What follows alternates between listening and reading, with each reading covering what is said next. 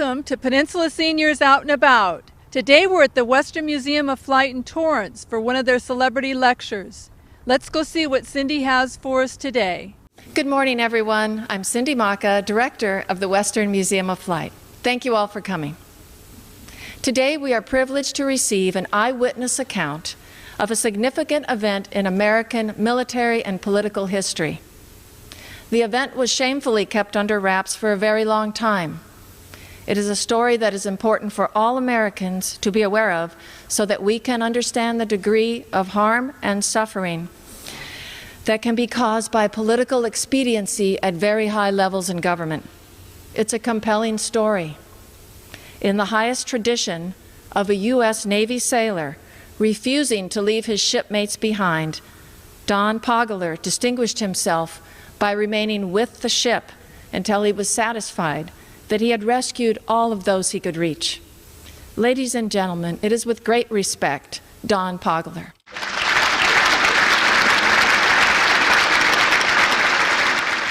Thank you. As I emailed a lot of my friends and sent them Cindy's thing, I said I think I'm overbilled, but I ended up doing 3 years in post-traumatic stress disorder therapy in the late 80s, and much of that was trying to deal with survivor's guilt.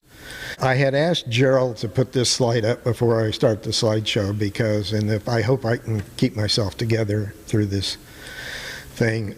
This photo was taken in Rochester, New York at Ontario Beach State Park. It's a stone that was put up for our ship by the VVA, Vietnam Veterans of America, and the VFW.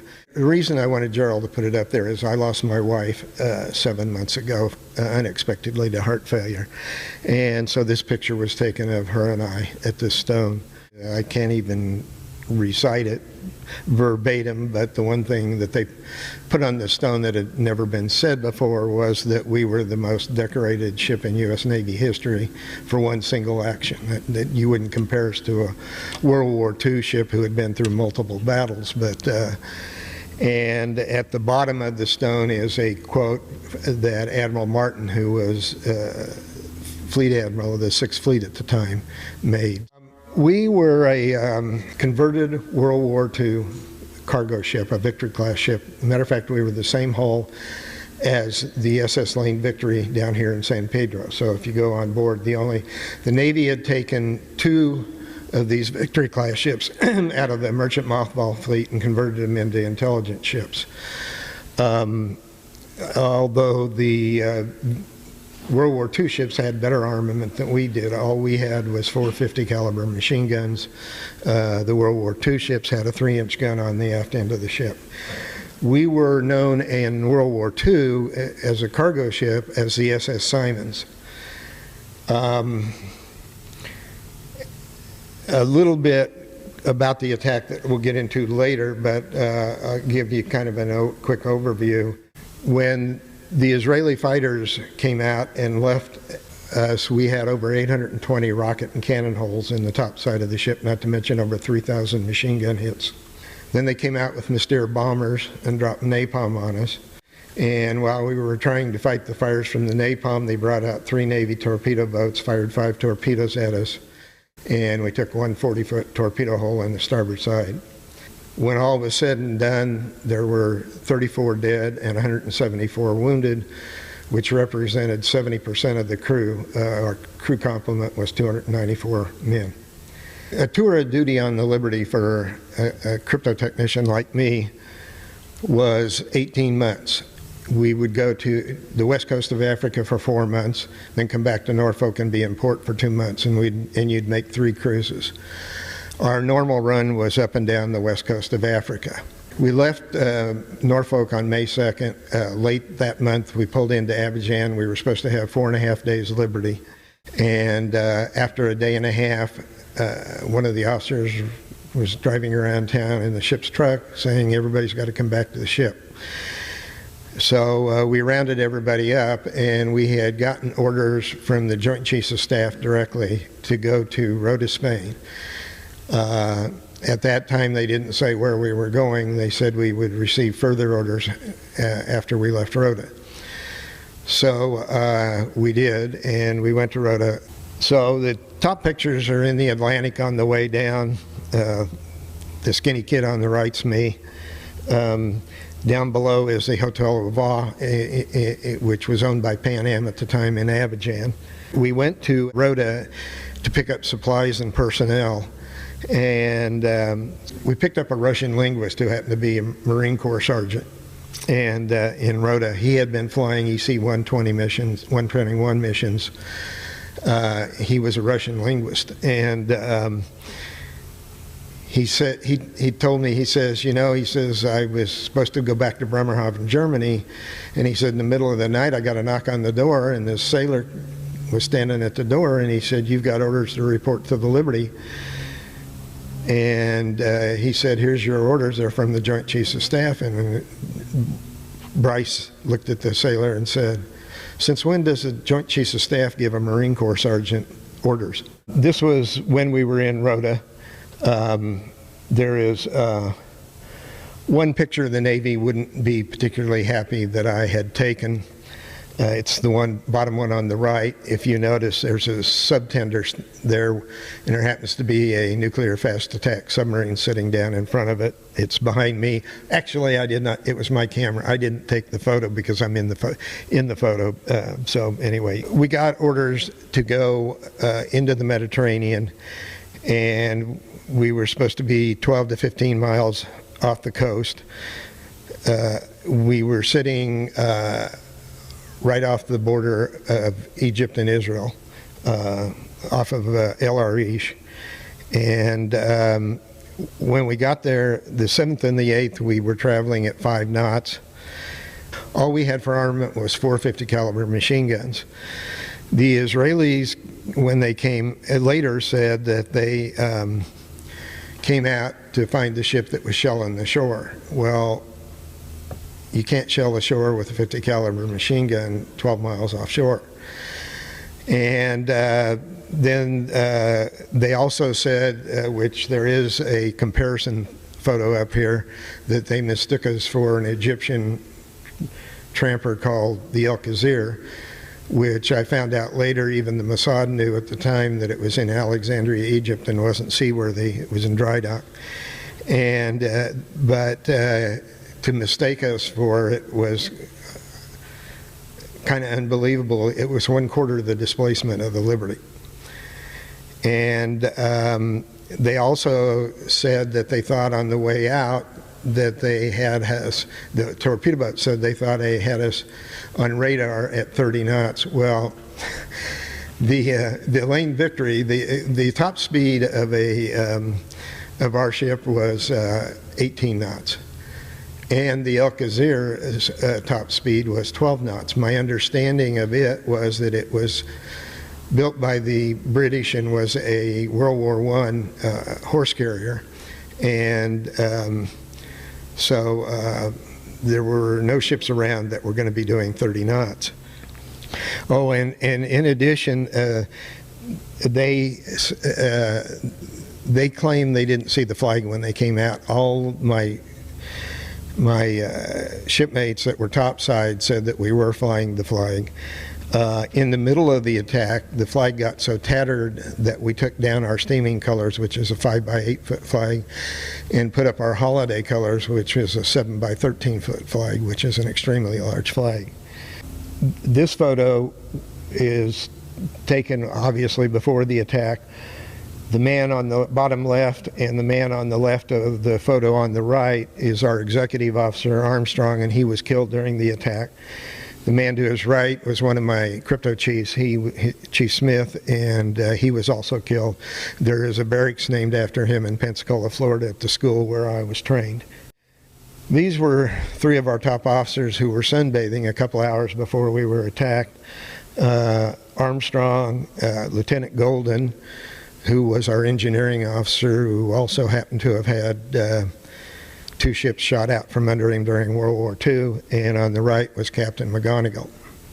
So the top left photo, the Israelis had run 9 to 13 reconnaissance missions on us in the morning. They even admit that they had us identified as an American intelligence ship at 6 o'clock in the morning. But then they later say that somebody took the marker off the board in Haifa during the shift change at 8 o'clock, and so that it wasn't there. The photo on the right is the first attack Mirage fighter coming in at us during the attack. Down below the one on the right is me with 2 of the 820 rocket holes. Top left is Captain McGonigal on the bridge with a rocket hole, Ensign Lucas with a couple of rocket holes. That's a similar picture of the one of me. He's a friend of mine, Herb Petum. He lives in Missouri now. So just more pictures of the rocket holes. And mistaking us for a warship, like I said, all we had was 450 caliber machine guns. We were loaded with antennas. The top left antenna, which looks like a ground station dish, is what we call Trescom. This was 67. The first satellites were put up in 62. They didn't carry much traffic. They were small. Matter of fact, I retired from Hughes, and the first satellite Hughes put up was about the size of a footstool. So we used this antenna.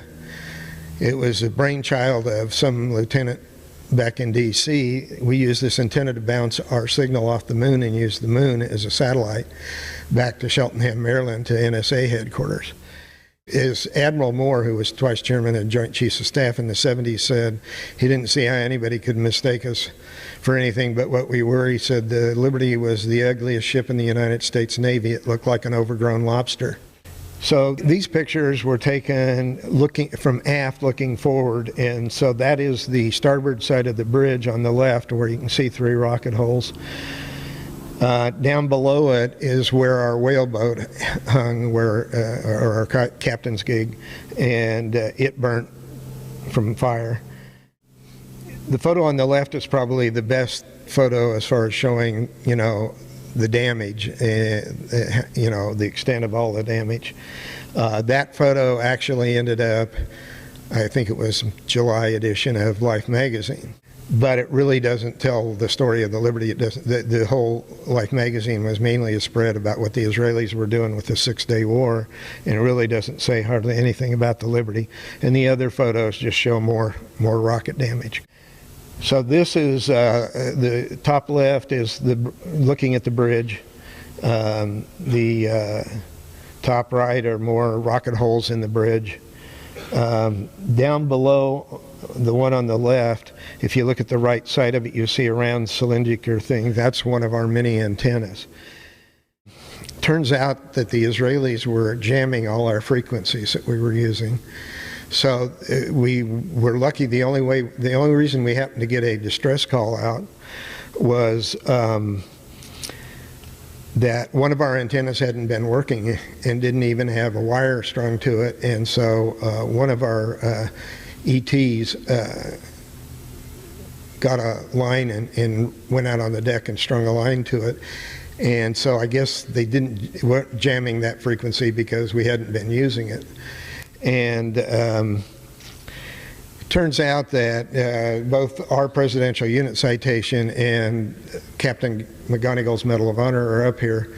And if you read them, it says we were attacked by foreign jet aircraft and torpedo boats. It never says that it was the Israelis that attacked us.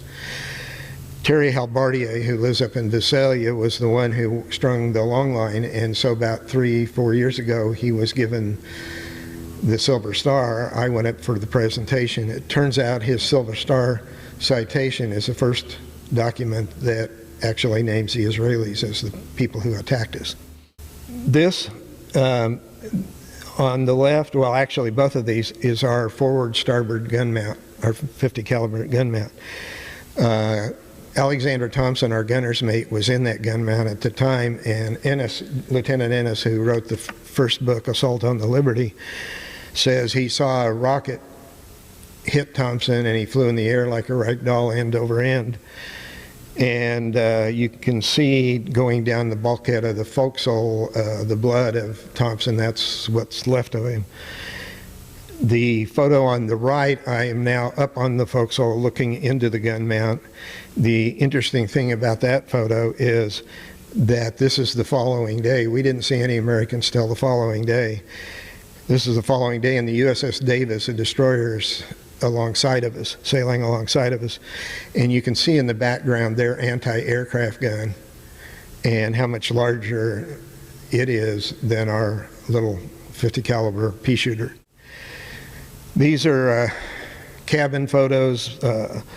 The one on the bottom left, obviously, is Captain McGonigal sitting in his cabin. There's a rocket hole right underneath the porthole.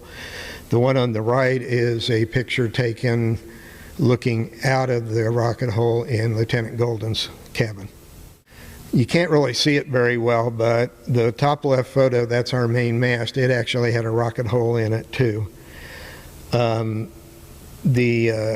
gun mount is the port forward gun mount.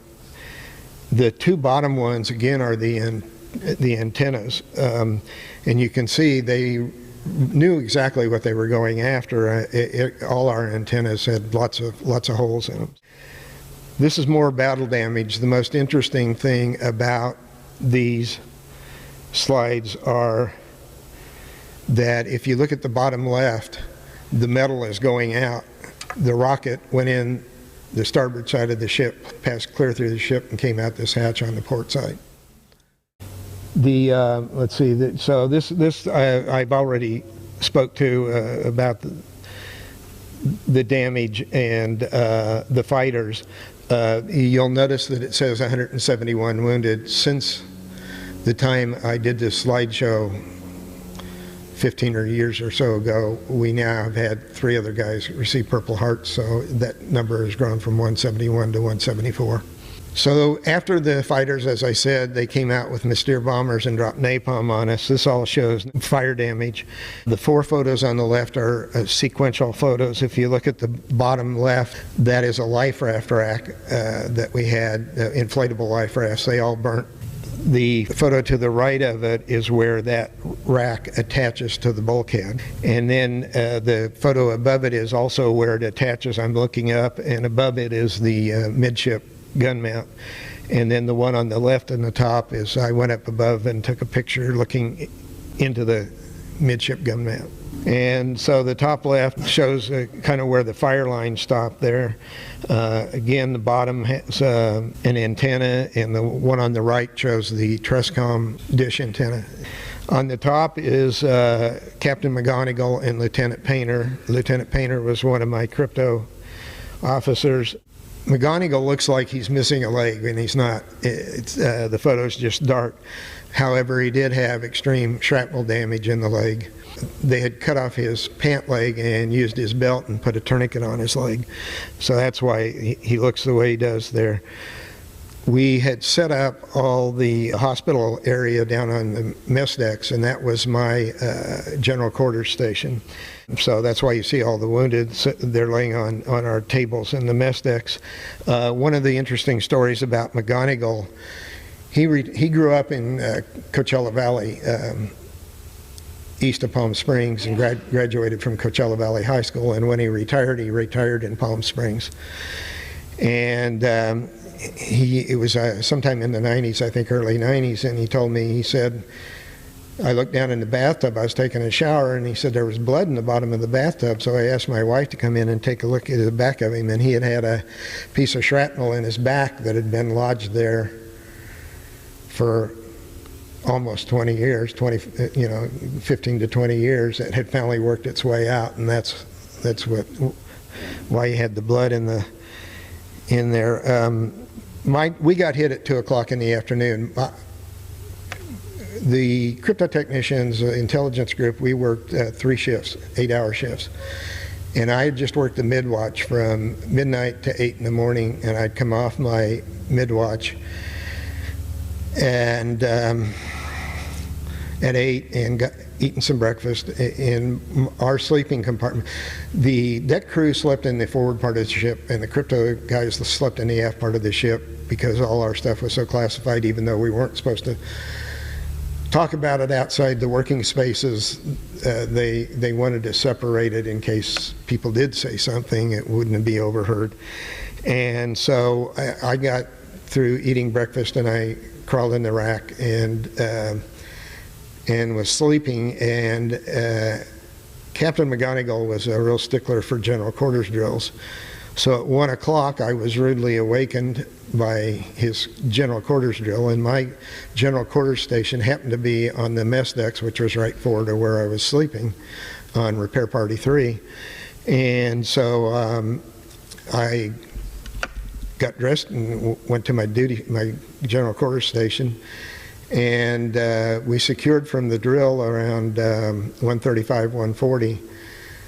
And so since I was off duty, a lot of us that were off duty, we went up to the fantail and were smoking cigarettes and just relaxing. And I had just decided to go back down into my sleeping quarters, and I was halfway down the ladder when I heard all the metal hitting topside from the rocket and machine gun fire. So I just proceeded down into my sleeping quarters and onto the mess decks. Well, I was so green. I had just gotten out of crypto school in Pensacola, and I got on board the Liberty late March. We went to sea May the 2nd, and we were attacked June the 8th. So I was about as green as anybody on the boat. And we, so they had me be in charge of a submergible pump. Well, during an air attack, obviously there's no need for a submergible pump, so somebody grabbed me and said, go to the bridge and bring wounded down. So I and another guy ran up the ladders through the superstructure, the inside part of the ship, which was the safest way to get up there. And just as we got up there, somebody opened a hatch and said, here, take this guy below. They had a guy on a stretcher, and so we did. And I don't remember how many runs I made up and down the ladders with wounded. And I guess I may as well throw this in now. I felt terribly guilty for years that I had a Purple Heart. As a matter of fact, I put my Purple Heart in a drawer for 20 years, never wanted anybody to know that I had it, because my wounds consisted of cuts and burns and bruises, most of which came from bouncing off the ladders trying to carry the wounded down from the bridge. So this is more of what was taking place on the mess decks. And I think the guy on the bottom left now lives in Hawaii. He's been pretty much in and out of VA hospitals all his life. So after the air attack and they came out with the torpedo boats, and one thing I remember was on the mess deck somebody said, Captain McGonigal had come on the PA system, said prepare for a torpedo attack, and so somebody said throw yourself across the wounded. So we all did as much as we could. It turned out that was a smart thing for somebody to recommend, because when the torpedo hit, it was like a giant was on one side of the ship and just lifted it up, and then we slowly sank it back down in the water. And if we hadn't have done that, all those guys would have just rolled off the tables onto the floor. They had fired 5 torpedoes at us, and luckily we only took 1. I mean, if most people say a ship like that shouldn't even taken 1 and it should have gone to the bottom. If we'd have taken more than 1, I know we'd have gone to the bottom. But so 25 of the 34 died where the torpedo hit, which was where I worked in the intelligence spaces. And so after we took the torpedo attack, I guess one of the things I remember was Doc Kiefer. We had 1 doctor and 2 corpsmen for over 200 wounded and dead. And Doc Kiefer grabbed me and said, lay down here on this table next to this other guy, and they stuck a needle in me and ran a tube across a stanchion, and he was going to operate on this guy. The only thing, I guess they were trying to do a live blood transfusion, and the only thing I remember was Kiefer opened the guy up and said his kidneys are all shot out. He said there's nothing I can do for him, and he sewed him up and went to the next person.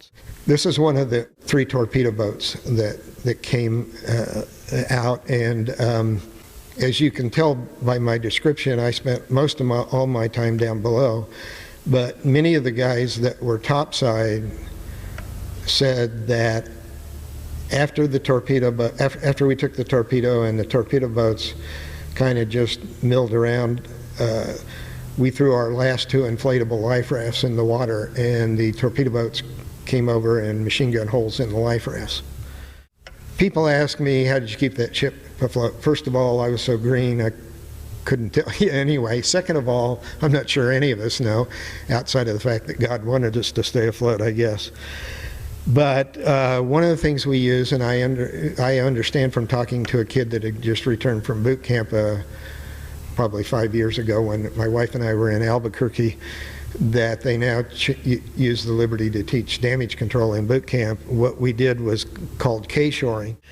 And this is one of the internal bulkheads next to where the torpedo hole was. And so to keep the bulkhead from collapsing from all the sea pressure, we used timber to do what was called K-shoring and shore up the bulkheads around that area. As I said, the attack started at 2 p.m. At 2:05, we got a distress call out. Captain Tully was captain of the Saratoga, one of the 2 carriers. He was an old World War II pilot. And he sort of jumped the gun, and he told me he and Ruth had retired and lived in Carmel. They're both dead now, but and even my wife and I used to go up and take them out to dinner once a year. And poor Joe would sit in his living room and look at me and say, I never could understand why my planes were recalled. Well, he told me that within 15 to 20 minutes he had 16 planes, 4 tankers and 12 fighter bombers in the air to come to our aid. He said, but before they were out of sight, they were recalled. We took the torpedo hit between 2:35 and 2:40, so there's a good chance that those planes could have gotten to us before we took the torpedo attack. So it's a possibility that they may have saved 25 guys' lives had they not been recalled. We didn't see any Americans till the next day, and this was the following morning when the USS Davis and the USS Massey came alongside, and I just took sequential pictures as they came closer and closer. And of course, shelling the shore, that's the USS Davis on the left, and we were doing a highline transfer. If we'd have had a 5-inch gun like that, we could have shelled the shore maybe, but not with our 50 caliber machine guns. The photo on the right, the Davis again is sailing alongside of us.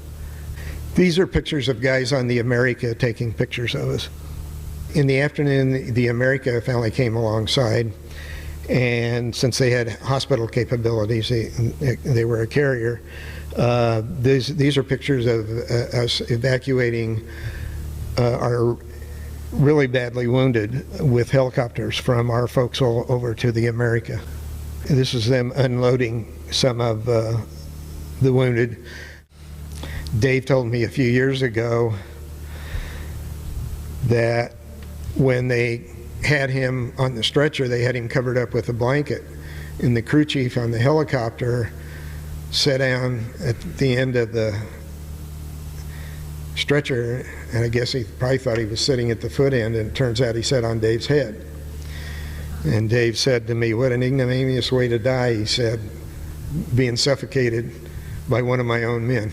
So on the left is my boss. He was a lieutenant commander at the time, Dave Lewis. He was 10 feet from the torpedo when it went off. Managed to survive, but because of all the pain on the bulkheads and everything, and the torpedo blast, it flash burned him all over his body. So when they got him over to the America, the doctors had to lance his eyes open because they were seared shut, and then they cleaned him up and they said, Admiral Geis wants to see you in his cabin. So Dave went up there, and Geis said, I want the senior officer off the Liberty to know this story, but I don't want you to ever repeat it until I'm dead or gone, because he said, I've got a naval career to protect. So Dave did. In 1997, I got the Navy Memorial in DC to put on a month-long display about what happened to us. And I wrote the guys off the ship, and I said, here's your chance to tell your story. If you want to send me something I can use in the display. And Dave wrote me this letter, which is on the bottom of one of these sheets up here. And I'll tell it the way he told it to me rather than what's in the letter. He cleaned it up a little bit. He said, Geist looked at him and said, when Tully put up his planes, I radioed Washington, and he said, the next thing I knew, Secretary of Defense McNamara came on and said, recall the planes. And he said, he looked at Dave and said, I couldn't believe they were going to abandon you guys, so the only thing I could think of is they thought maybe there were nuclear weapons on those planes. So he said, I told both the America and the Saratoga to bring up older planes from below that could only carry conventional armament. 90 minutes, an hour and a half after the attack started, put up a set of planes from each carrier, radioed Washington. McNamara came on and said, recall the planes again. He looked at Dave and said, I still couldn't believe they were going to abandon you guys, so I decided to push it. He said, I asked him to authenticate his message. Well, in the Navy, that means, does your boss agree with the orders you're giving me? And he said, the next thing I knew, Lyndon Johnson came on and said, recall the damn planes. I don't care who dies. I'm not going to embarrass my allies. So the White House left us for dead. These are many of my other shipmates that had been evacuated, and they're getting ready for a memorial service on the America Force. I wasn't there because I stayed with the ship, but they exercised their Marines on board. So after we took the torpedo attack and the Davis and the Massey and the America came alongside, we sailed the ship 1,000 miles across the Mediterranean and put her in dry dock in Malta. It took us a week because we could only do 5 knots. They were afraid the ship would shake apart because if we went any faster than that. Two of the things I remember on the way was where you saw that K shoring, it had been cleaned up. That night after the attack, they took me up there and said, sit here and watch this K shoring, make sure it doesn't give way. And the whole passageway was full of fuel oil and everything, and I had a little 1 battery flashlight that didn't put out much light. And then a couple of days later on the way to Malta, they took me down in the bottom part of the ship where we call Shaft Alley, where the drive shaft ran from the engine room back to the screw, and said, we want you to watch the drive shaft, make sure it doesn't start leaking and vibrate too much, and if it does, call the bridge and tell them we're going to have to abandon ship. And I thought, that's great, you guys might get off of here, but I'm stuck clear down here in the bottom of the ship. I think the one slide, I did this a lot of years ago, may have a little bit of a mistake in it. I think I said something about a 15-degree list, and after talking to guys over the years, my understanding is that while on the way to Malta, we actually had a 9-degree list. We ended up going to a maximum of a 15-degree list after the torpedo hit, but then when we settled out, we were like a 9-degree list. So you can kind of see how we are listing to one side. So this is when we got to Malta. You can see the tip of the torpedo hole. There's other slides here that have that. Again, that's the bridge, and that's the tip of the torpedo hole. So then for security reasons, since it was where I worked, they initially covered it with this tarp when we got into the dry dock area. There's a story that I'll tell you, but it's unsubstantiated, so I'm not really saying it's true. And that is, supposedly Doc Kiefer said that one of these 3 divers told him years later that when they went in the torpedo hole, there was a second torpedo in there that was a dud that hadn't gone off. But I can't swear to the validity of that story. So you can see the timber holding the ship up. The interesting thing, the photo on the right, you can see the tip of the hole and then the water line. All that below is all torpedo hole. And if you see that line that I drew with my computer going down, it goes down to a person with a white hat on. That's one of my shipmates standing there to give you a perspective of how big the hole was. It was a 40-foot hole. So these are more pictures inside where the torpedo hit, where I worked. On the way to Malta, the USS Papago came out and met us halfway and followed us to Malta. It was a seagoing tug. And it turns out I just had dinner the night before last with one of my shipmates who lives in San Diego but works up in this area.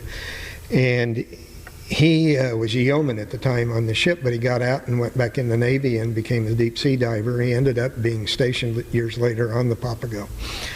And the Papago, we lost some bodies out the torpedo hole on the way to Malta, and so they always carry divers. So part of their job was to retrieve our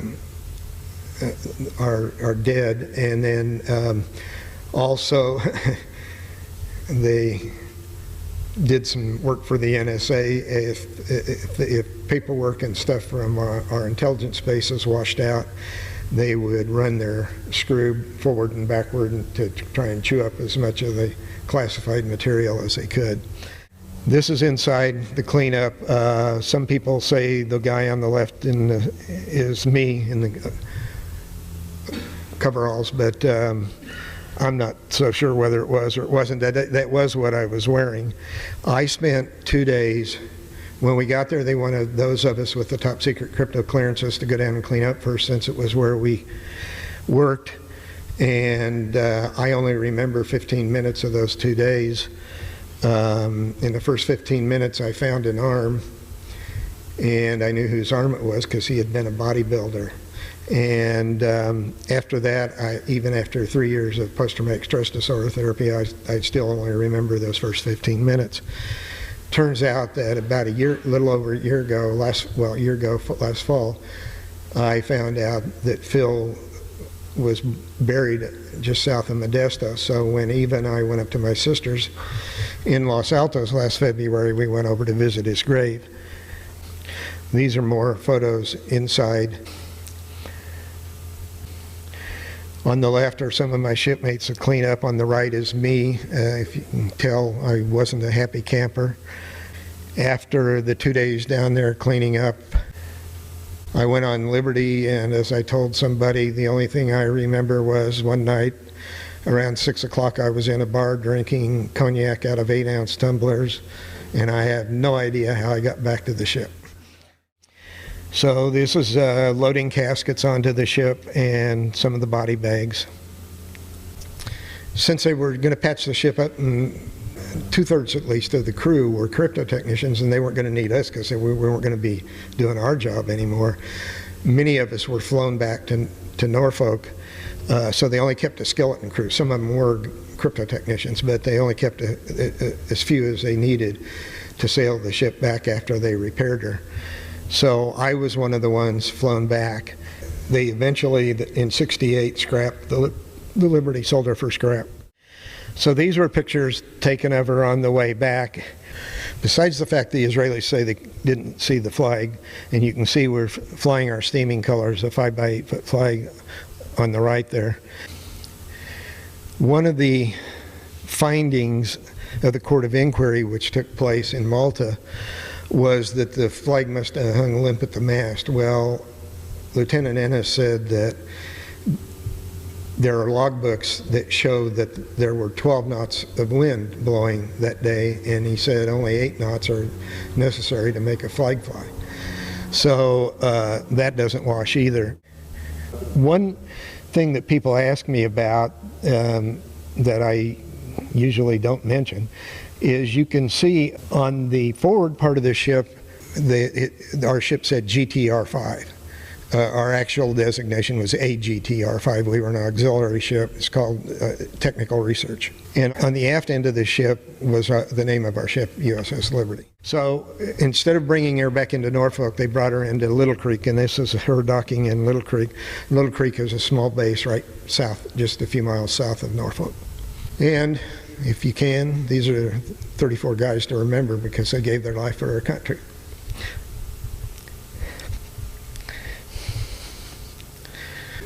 And I was told, you've got the highest security clearance anybody can get in this country. Go away, never talk about this to anybody, including your family.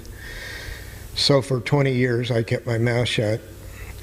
And in 1985, I started losing my vision and ended up in an optometrist office across the street from the Westminster Mall. And he said, you don't have an eye problem, buddy. You have a physical problem. You better see a doctor. So he referred me to a doctor. And the doctor, who's still my doctor, came back in, white as a sheet, and looked at me and said, I don't know why you're still alive. You should have died a long time ago. He said, your blood pressure is 240 over 145. He said, it's been that way for a long time to do the damage to the eyes. And so it turns out that luckily I was having strokes in the retina of my eyes instead of my heart or my brain, where it would have killed me. And that was almost the end of the year 85. In April of 87, I started at the vet center. In that year and a half, he put me on as heavy medication as he could, and in a year and a half he could only get it down to 140 to 180 over to 100 to 140. And so I finally found out, there's a few guys that are old enough to remember this. I was watching a Simon & Simon detective show, and the one brother had been in Vietnam and was battling PTSD. So when I looked at that and I said, geez, that's me. So I called the VA hospital in Long Beach, and they said, well, we don't do that here, but the closest vet center to you is 5 blocks north of Disneyland. And within a month of going to the vet center and being able to talk about what happened to us, both blood pressure numbers dropped 30 points, no change in medication. So I'll give you an idea what stress can do to your body. But I was lucky. I went back to the University of Kansas and got a degree in business and ended up at Caterpillar Tractor Company for 3 years in their corporate offices in Peoria. And then I came out here thinking if I could go to the beach every weekend, I'd be a happy guy. And as long as I was dragging around what was inside of me, I wasn't going to be happy no matter where I was. But I was lucky. I worked for 5 years at Hughes Helicopters in Culver City, and then 20 years and retired from Hughes Aircraft in El Segundo. He wants to know if I can speak to what the Liberty's mission was. The reason they told me what they told me when they debriefed me was because when I went into the Naval Security Group, I signed a piece of paper that said 10 years in prison and $10,000 fine if you ever talk about what you do for a job. So that's part of the answer. The other part of the answer is, I have all kinds of things I can beg out on this one, is, as I said, I was so green. I had gotten on, I'd gotten on board the end of March. We went to sea May the 2nd, shot up June the 8th, and 3 weeks later I was back in Kansas going, what happened to me? And so I was so green that I was basically, not only was I in a baptism by fire combat-wise, but I was basically trying to learn what was going on, being a crypto technician. I mean, I really wasn't. Now, I can say that many. So whether it's these things that I related that other people have said are the reasons, and all I know is that I've heard Dave Lewis say before that we didn't have any Hebrew linguists on board. I do know that we had a lot of Russian linguists on board, probably some Arabic ones. They do. And I don't know who it was that said it, but a lot of people have said we were there to find out how much the Russians were involved with the Egyptians. I mean, were they just supplying them with planes, or did they actually have Russian pilots flying the planes? Whatever. So those are the things but no, from an official standpoint, no, I can't say anything more than that. Admiral Kidd was in charge of the Court of Inquiry in Malta. Captain Boston was the legal counsel. He would have been like the district attorney. His job was to bring the facts before the court. two things that Boston told me was that one was that his papers were altered when they got back to Washington, that what was released by our government was not exactly what he had sent back. Secondly, that he said that he and Kidd flew on board a few days after we were attacked, and that he said that Kidd looked at him and said, it's obvious that they wanted to kill everybody, sink the ship and kill everybody on board. Now, I'm not going to put words in their mouth as to why. A lot of people ask me, why do you think they would do this? And only the Israelis can ever share with the world what their real motives were. I can say there's nobody on the ship that's going to accept case of mistaken identity as a valid thing.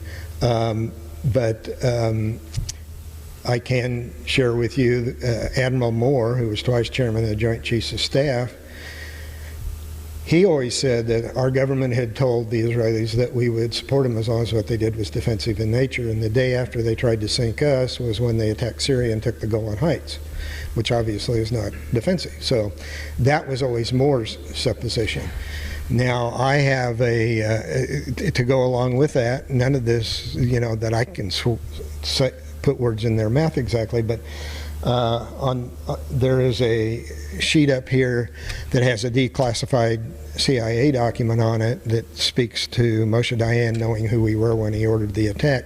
But if you turn it over on the back side is an account of my wife and I in 2004. We're coming back from my mother's house in Kansas. And we stayed in the Best Western in Taos, New Mexico.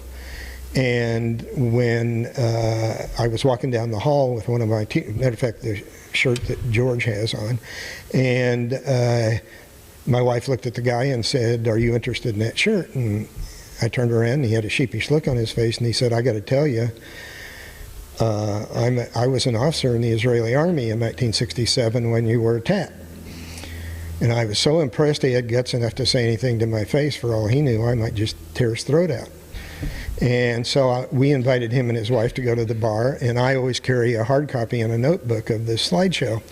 So I went to the car and got the notebook and went to the bar and went through it with him. And when I got through, he looked at me and he said, "I never could understand why the American government spent so much time covering this up." He said, "Because when the Six-Day War was over, Moshe Dayan briefed all the officer cadre as an outtake to the war, and when he came to the Liberty, he didn't make any buns about it. He said, we tried to take out the Liberty because we didn't want them to find out what our plans were." So those are, I can share those stories with you, but again, the fact is neither government, neither the U.S. government nor the Israeli government will never officially speak to this. One night in group, when I was going through PTSD, everybody else in my group pretty much was a Marine in Vietnam, and one of the guys looked at me and he said, "You guys got screwed as bad, if not worse, than anybody I ever knew in Vietnam." He says, "You got every right to be as angry as you could be." And then he got right in my face and said, "But it's your anger. What are you going to do with it?" And I thought, I have to own this too. So it took me 4.5 years. I wasn't going to write Congress. I knew they wouldn't do anything. Well, I finally decided I needed to get rid of the blood pressure that was killing me and everything else. So I wrote a 3-page letter with 30 pages of documentation to every California and Kansas congressman and senator. And they all passed the buck back to Congressman Rohrabacher, and he asked me to come in and talk to him, and he looked across his desk and said, "I've read everything you've written, all the material you sent me." He said, "There's no way I believe this was a mistake on the part of the Israelis, but," he says, "I got to tell you, Congress won't touch this till after there's peace in the Middle East." Well, it won't be in my lifetime. So, he wanted to know what the Israeli aircraft were. And my understanding is they were Mirage fighters and Mystere bombers. How long did the attack last? About as long as Pearl Harbor. As I said, it started at 2 o'clock. We took the torpedo hit around 2:35, 2:40.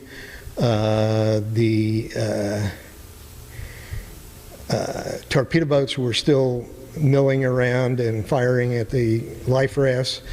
So some people might say that the attack ended at 3:15, but it was almost between 4 and 4:30 when they actually said, we made a mistake, and in between the torpedo boats, they did bring a helicopter out that had troops on it. So we figured they were going to try and board us, but they didn't. That's another story I guess I didn't tell, is that some of us were up at the gun locker and trying to break into the gun locker and get small arms to fire at the helicopter. Fortunately, we couldn't, because just giving them more ammunition to make it sound like we were aggressors. But as I said about Thompson dying on the forward gun mount, he had the keys to the gun locker, so we couldn't get in. So he wanted to know, did the attack cease when we got our distress call out? No, it was a lot longer later than that. But he says even if it was a case of mistaken identity, it's a war crime to try to keep servicemen from saving their own lives, which is what shooting holes in the lifeboats would have been. Yeah. What about the Air Force in Italy? Were they not notified, and why did they not respond? That I don't know. Were distress calls go out only to Navy ships, or was it a standard SOS, or what? I don't know. I really don't know that. I do know one of the stories, again, that is on one of the documentaries. Again, I think I might have mentioned there's a book list at the left-hand side of the table over there that you're welcome to take, and there's documentaries and books on it. And supposedly we got our distress call out, and they had already destroyed all the authentication codes because they didn't want things to be captured. And so our call sign was Rockstar, and the Saratoga's call sign was Schematic. And when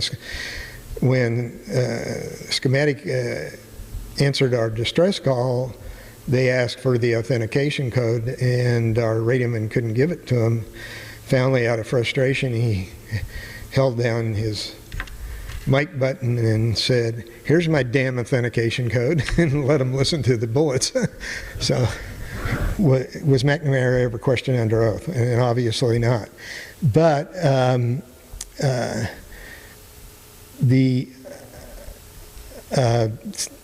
there have been 3 documentaries done that are on that list over there. One of them was done by the BBC. It's called Dead in the Water. Dead in the Water got to McNamara. As far as I know, they're the only ones I ever saw that actually got to him and interviewed him. And when they asked him about the Liberty, he just put his hands in the air and said, "I don't know anything about the Liberty." Now, personally, I go, how more stupid could you make yourself look? You're Secretary of Defense and you don't know anything about this intelligence ship that belongs to you. Yeah. He wants to know about the fact that some of the crew were miffed because McGonigal never spoke up to this, which he did eventually. But I'll tell you that, like I said, going through PTSD and realizing that I suffered from survivor's guilt, I finally started thinking, geez, if I was a lowly seaman and I'm having trouble with survivor's guilt, what must Captain McGonigal be feeling? So I went out and became friends, and so my wife and I, Eva, would go out every so often and have breakfast or lunch with him. And he told us a number of different very interesting stories. He was born in Wichita, Kansas. He came from the same state I came from, and his dad was a migrant farm worker, and by early grade school they had moved to Coachella Valley. And he said he used to load his sister on the handlebars of his bicycle and take her to school and ride around town and pick up laundry and take him home for his mom to do laundry during the day, and then in the afternoon he'd make the reverse trip. And then he said he was a very good football player, and when he got out of school he said, I knew I couldn't go to college, we didn't have any money. He said, but I found out that the Navy, this was 44, he said, I found out the Navy had a program where they would send you to college and then you'd obligate yourself for 4 years of service afterwards.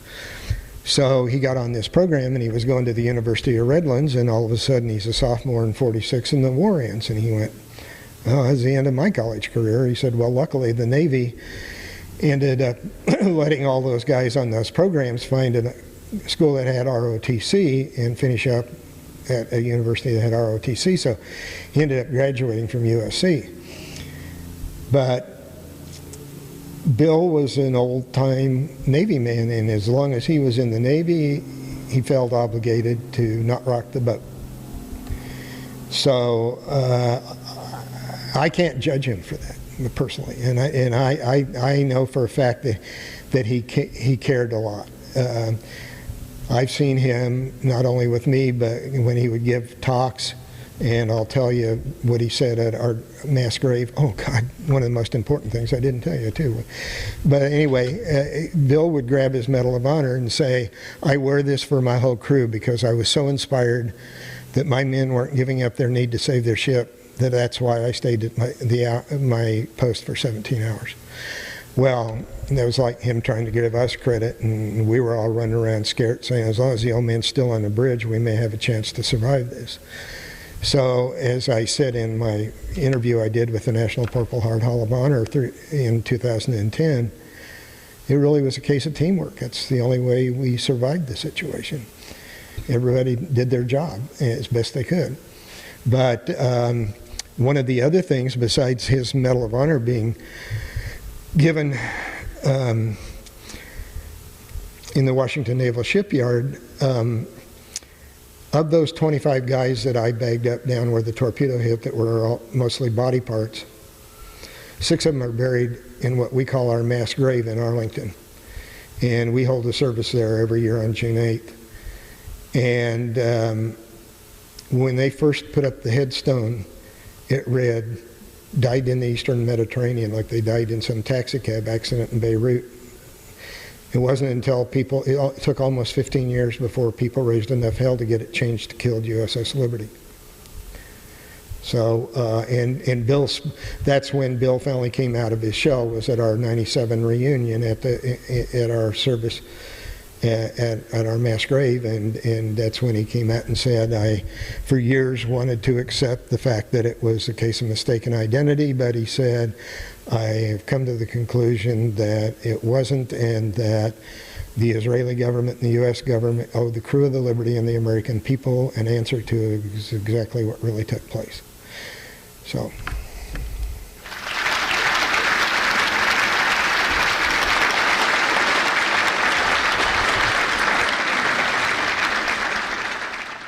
Thank you for watching Peninsula Seniors Out and About here at the Western Museum of Flight in Torrance. I'm Betty Wheaton. I'll see you next time.